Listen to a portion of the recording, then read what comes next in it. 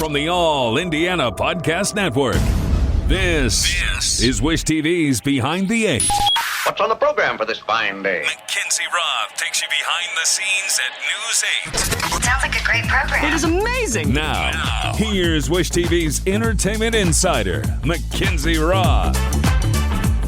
For Wish TV, I'm entertainment insider McKinzie Roth, and on this episode of Behind the Eight, Craig Aron joins us now. Your day moves fast. Your news should too. That's why there's a new and improved Wish TV app bringing you more local news, breaking alerts, live streaming, weather forecasts, radar, and Indiana sports all in one place. Customize your news feed to see the stories that matter most to you and get the information you need when you need it. Download the new and improved Wish TV app today on iOS or Android and take News 8 with you everywhere. What up, everybody?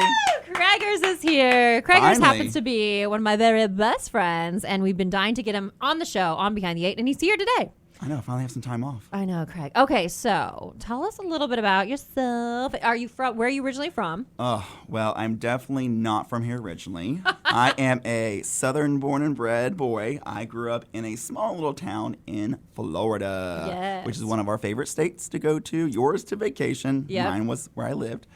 But I lived there forever until about 9 months ago, and I took the leap for a nice career up here and moved up here with my other half and moved into Carmel area, loving it, loving the job, loving the environment, and except for the cold. Not so great about the cold because it does not snow in Florida. Absolutely. I didn't realize you were pretty new to Indy. I didn't realize that. Just 9 months? 9 months. I moved like the second week in January. That's wild. Yes. Okay. So it was a hot mess because, of course, I moved in, snowing, raining. And you're like, what am I doing with my life? It was like an 18-hour drive. I got stuck in like Hotlanta for like 10 hours. It was awful. Oh, Lord. But what were your first impressions of Indiana? Because people that don't know, and I will say, because I was out west for a long time, people are like, it's a flyover state, it's cornfields. I'm like, no. There's so much more to offer. It's darling. Yeah. I mean, especially, up in Carmel's beautiful, and there's so many cool, unique areas around the entire state. Well, for me, it was,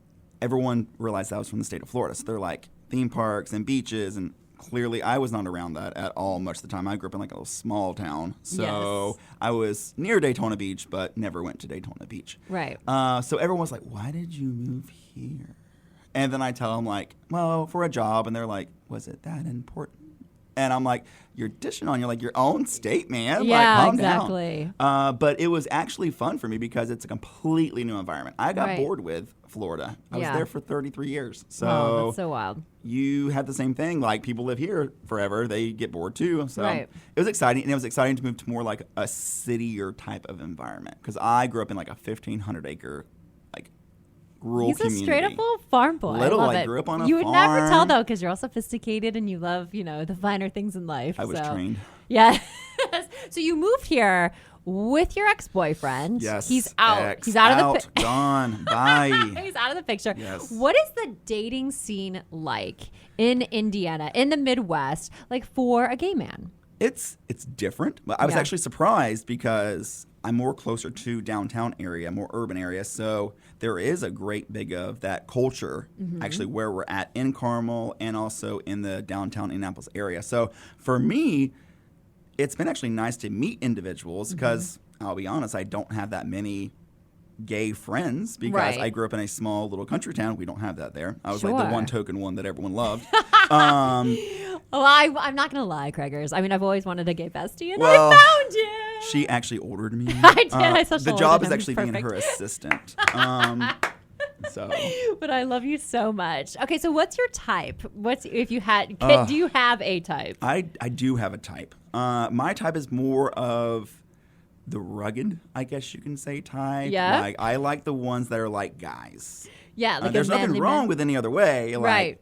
But for me, like, I like the goatees, the beards, the rugged kind of feel, almost like that that country boy still vibe. But Yes. on top of that, I like the ones that can have a good, nice dinner downtown. Right. Kind of come up with really exciting new adventures to do, not the same old thing. You did good. You're like me. We bond on this because we get bored easily. So you have to keep us on our toes, keep it spicy. Now, let me ask you this. Compared to other places, like obviously when I wasn't living here, do you feel comfortable like with PDA in Indiana? Because it is like the Bible Belt, Midwest. Do you feel comfortable?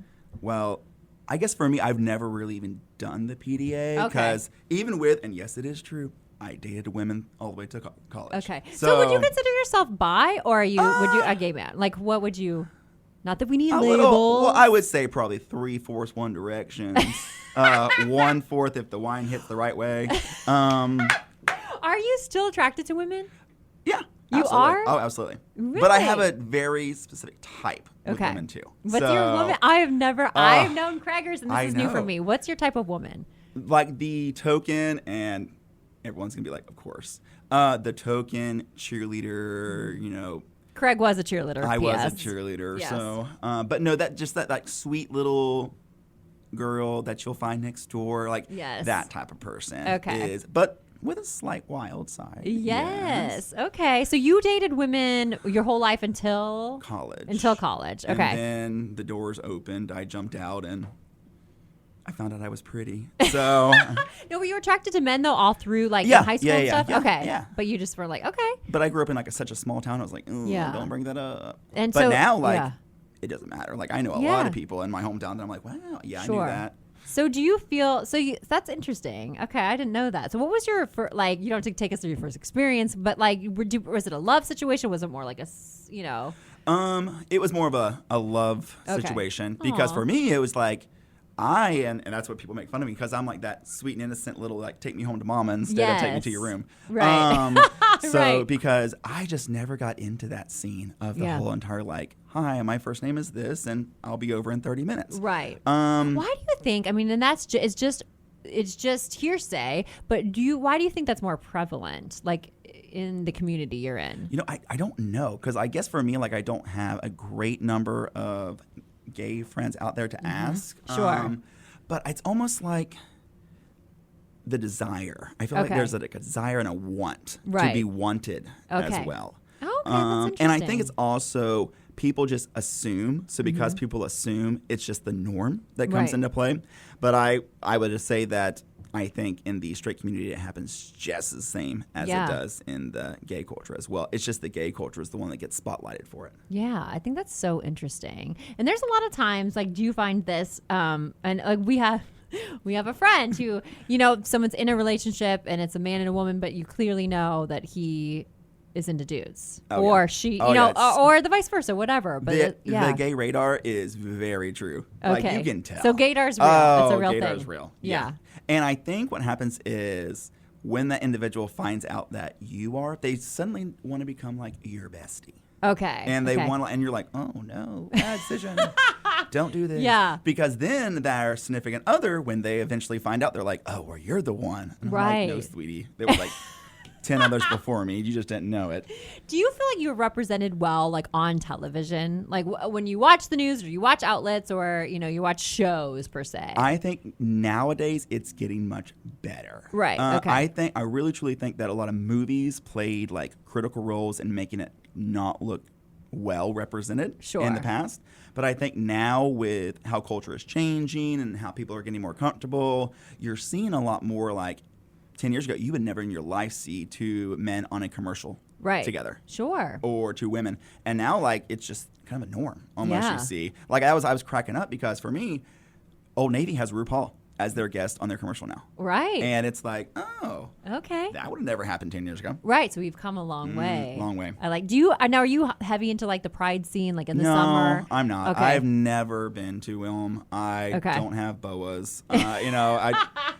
I have never Yeah. even wanted to go. It's not like it's a bad thing. Like Yeah. if people want to go and have a great time and celebrate, that's great. Right. I've just never been into that scene. I'm much more conservative, reserved in that Yes. nature where if I just want to be me, I'm going to be me. And I can Yeah. celebrate that 365 a year. And I don't have Exactly. to jump on a Have a float day, to have a do weekend. that. Yeah, there's no need for that. Did you have a big, like, and this is personal, but like a coming out moment with your family? Because I know it's so interesting because I have so many friends, and like sometimes it was like, oh, we knew, honey, we love you. And then sometimes families, I had a really good friend and his family didn't speak to him, which is heartbreaking for a long time. So like, what was your experience like? For me, like, first off, my father is very super conservative farm guy, and very quiet naturally. Okay. So I really didn't for me, I didn't tell him. I just brought the boyfriend over, and I was like, well, let's do it together. And did your boyfriend know it was happening? yes, okay, yes. But your dad had no idea. Dad, we never officially had the conversation, but I kind of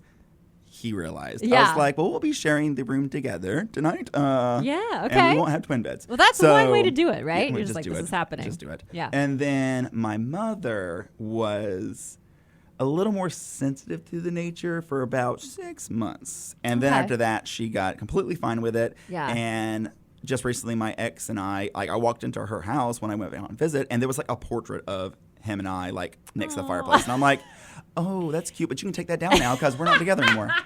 We'll just cut his face out and we'll put somebody in there. Oh. I love that. All right. So so are you looking for something? Let's dive in here. Serious? Or do you like to just, because you do get bored easily. I you do. like a mix I get of bored different. way easy. Like, does Craigers want to settle down? Absolutely. Whatever. You want a family? Would you want to adopt kids one day or have kids or what? Absolutely. Okay. I do want a family. Yes.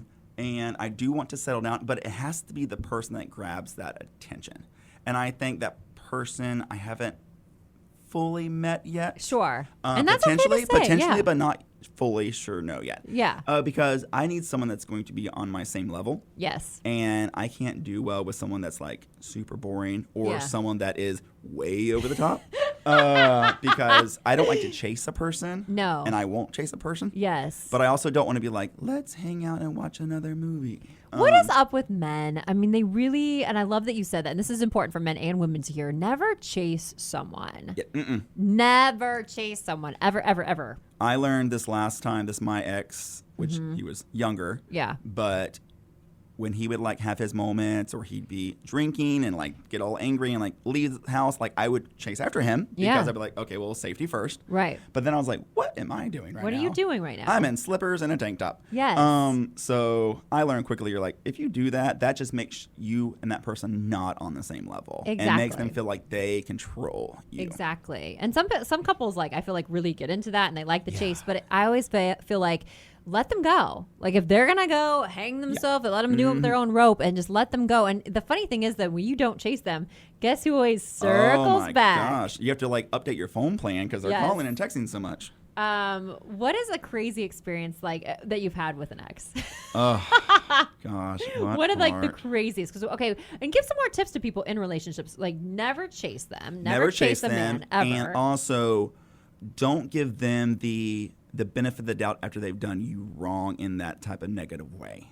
Not even one. Like, you don't even. Okay, nope, so it's I'm like done. one and done. When it's one and done, you out. Because there's always gonna be someone out there that's not gonna do that one and done. To you. Exactly. So for me, like my ex, we were together for over a year, and then he ended up thinking that he could find better. Yeah. And started on the apps and started. Grass is not always greener, honey. And at that point, he didn't realize that he had it pretty good off where he had a lot of things paid for and he didn't have to worry about things. And dinner was always done and laundry. And when I say could not do laundry, could not cook, did not know how, he would go out and buy clothes to go to work in because he did not know how to do laundry. So I'm going to say you were like a little bit of a zaddy to him. Yeah. We had like an 8-year difference. Would you want a sugar daddy? Or do you like to finally be someone to take zaddy? care of me?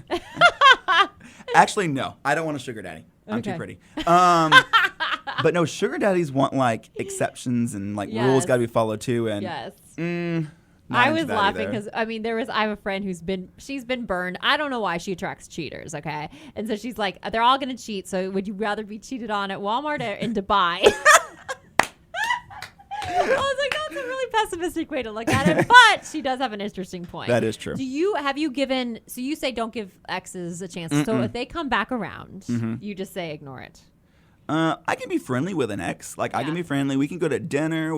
But to take it into that level that it's a relationship, will never happen. You know what? I think this is like the best move. I think this is so solid. So they always come back. They always philander their way. And I feel like sometimes people are bitter at me. I'm like, no, you're playing it all wrong. Be charming, be incredible, smile. Oh my God, great to see you. And then leave. And that's like the dagger to their heart. Like, it's even better opportunity missed. They realize how successful you are and how they could have been part of that. Yeah. And then they're like, try to get their way back. You're like, oh no, you can go back to your part-time gig now. Enjoy that life.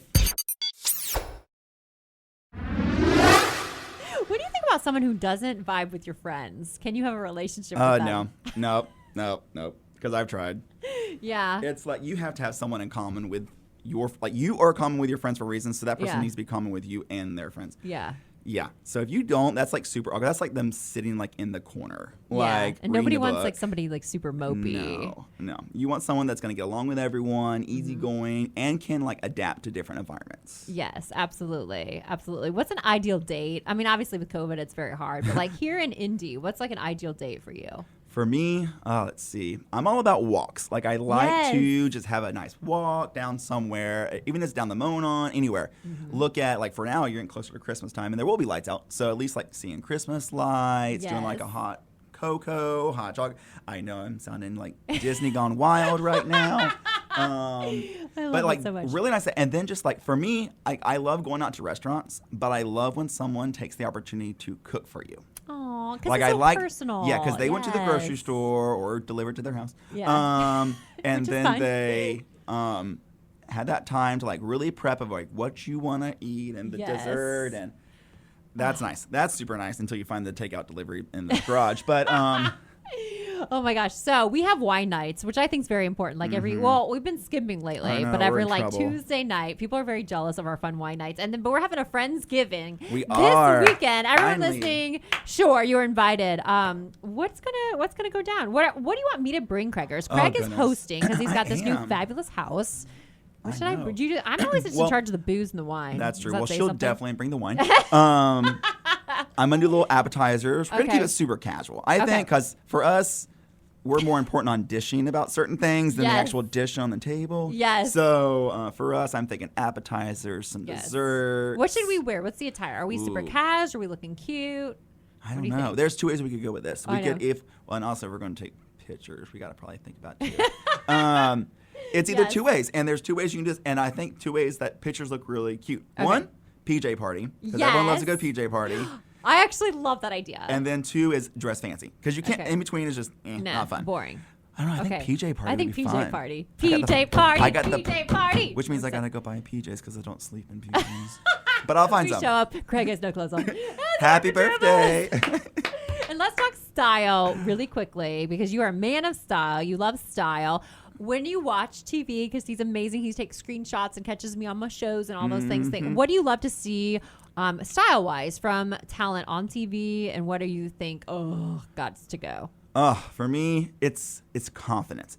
Confidence is what you wear for me. So if your outfit you think is good and it's something that people are like, oh my God, why would they put that on? But you are confident in that outfit, then it works. I love it. For me, I'm more like, I like my vest, I like my sweaters, I like my coats in the winter time. But in summertime, I like my tankies. So he loves the tankies. I do love some tankies. When we go walking on the Monon, it's tanky time. It is full tanky time. And I'm all about like the joggers. Yes. And just sneakers rolling around. But yeah, I do like the ability for, if you are confident in what you're wearing, that's what sells it. That's what sells it, honey. Absolutely. And where can everybody find you, Craig? Find more information and follow you and your journey and your new mans. Ooh.